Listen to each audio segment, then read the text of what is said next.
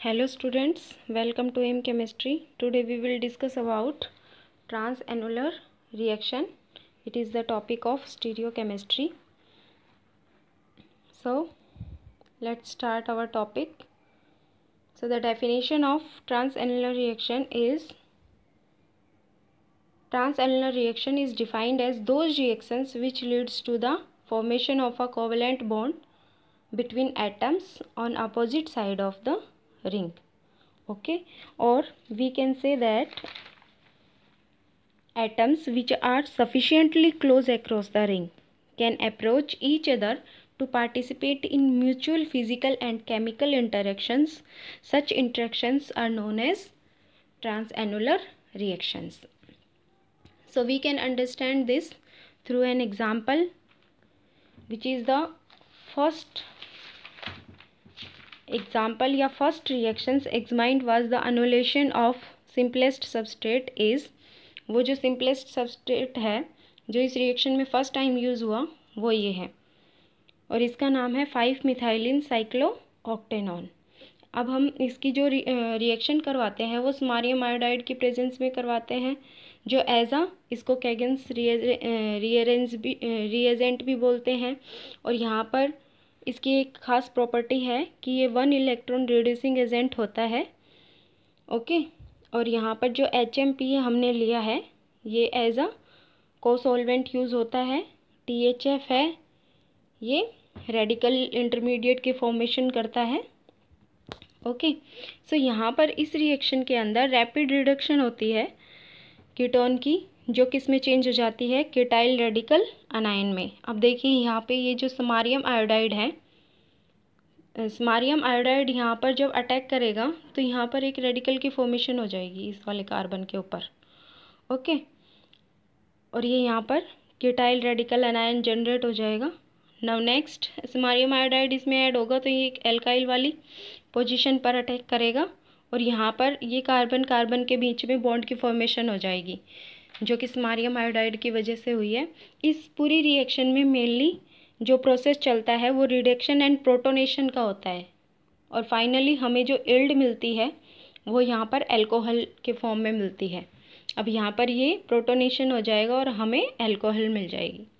Okay, so you can say that samarium iodide induced ketone alkene cyclisation of five methylene cyclooctanone which proceed through the ketyl intermediate. So students, यहाँ पर जो दो चीज़ें होती है ट्रांसएनुलर reactions की जो मस्ट होती हैं बिल्कुल, वो एक तो होती है कि इसमें हाइड्रोजन का जो ट्रांसफ़र है वो मस्ट होना चाहिए, बिल्कुल ज़रूरी है।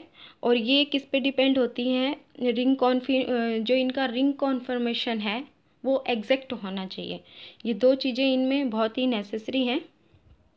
ओके, सो यहाँ पर हम कुछ एग्जांपल्स और देखेंगे। यहाँ पर आप एक सिंपल एग्जाम्पल अगर देना चाहो ट्रांसएनुलर रिएक्शन का तो आप दे सकते हो। ये जो मैंने स्मारियम आयोडाइड की जो रिएक्शन आपको बताई है ये फर्स्ट एनुलेशन था इसका, इसलिए मैंने आपको बताई है। और आप अगर सिंपलेस्ट एग्जाम्पल इसका देना चाहते हो तो इसका एग्जाम्पल आप साइक्लो ऑक्टेन का दे सकते हो। देखिए मैं अभी आपको बताती हूँ। यहाँ पर इसका जो स्ट्रक्चर है कुछ इस तरह से होगा।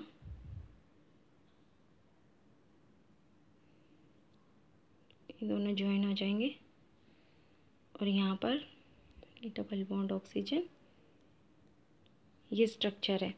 ओके, इसकी जब हम रिएक्शन करवाएंगे रेनी निकल या फिर पैलेडियम के प्रेजेंस में तो हमारे पास जो प्रोडक्ट की फॉर्मेशन होगी वो कुछ इस तरह से होगी।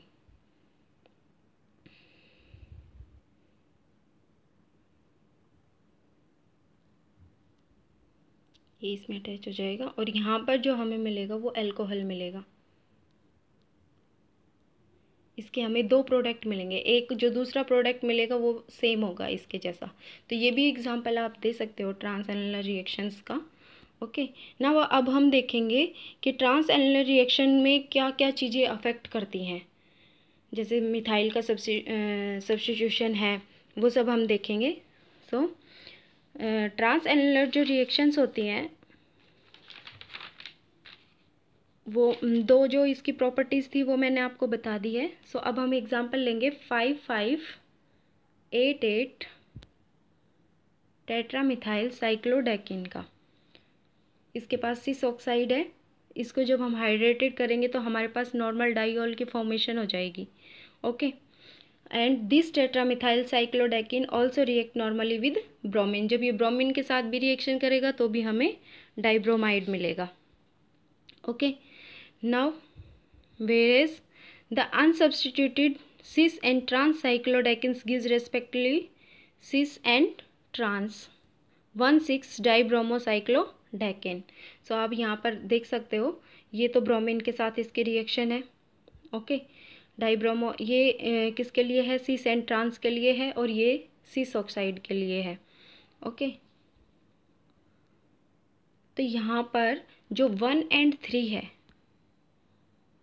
1 और 3 है, इसमें ट्रांस एनुलर रिएक्शन नहीं होगी।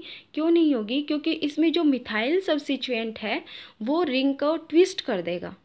ठीक है, और जो रिएक्शन साइट है आपकी हाइड्रोजन की, ट्रांस एनुलर हाइड्रोजन की, वो अवे हो जाएगी रिएक्शन साइट से। उसकी ट्विस्ट होने की वजह से जो ट्रांस एनुलर हाइड्रोजन है उसकी जो मूवमेंट है वो रिएक्शन साइट से अवे हो जाएगी, जिसकी वजह से यहाँ पर ट्रांस एनुलर रिएक्शन अकर नहीं होगी। और इसी रीज़न की वजह से अगर हम देखें 5,5-डाइमिथाइल साइक्लोनोनाइल के केस में, तो यहाँ पर भी सेम कंडीशन है कि five five dimethyl cyclononyl toluene parasulphonate is found to be solvolysed without trans annular reaction. इनमें भी सॉल्वेशन हो जाएगा लेकिन ट्रांस एनुलर की रिएक्शन की अब्सेंस में होगा। ठीक है, अब आप देख सकते हो कि ये हमारे पास 5th प्रोडक्ट 5th 6th और ये जो है ये 7th है, ये 8th है। तो हमने पहले वाले केस में देखा था जो हमारा फर्स्ट था, ये वाला था, इसमें क्या था, मिथाइल का जो सब्स्टिट्यूशन था वो विसिनल था, नेबरिंग था। तो the site is possible for transannular hydrogen transfer. वहाँ पर ट्रांसएनुलर हाइड्रोजन थी, उसका ट्रांसफ़र इजीली हो गया था, पॉसिबल था। ठीक है, when the substitution is actually on the carbon atom, अगर जो सब्स्टिट्यूशन है वो कार्बन एटम पर होगा तो रिएक्शन साइट अफेक्ट करेगी, अलग तरीके उसका जो इफेक्ट आएगा वो अलग होगा।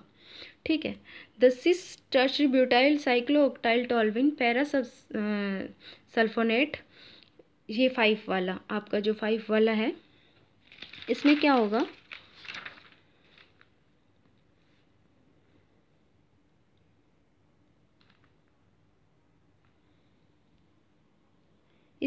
Tertiary butyl group assist transannular reactions.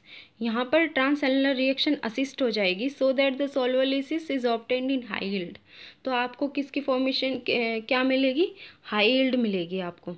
ठीक है, in the trans isomer 7th is this, मैंने आपको अभी बताया था।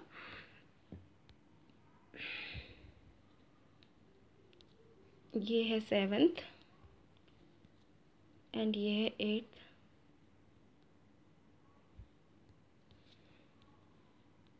and 8th.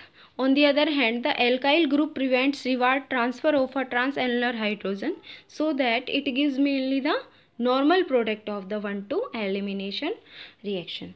So student, यही था transannular reactions का content. So I hope you understand all that. Okay, thank you students.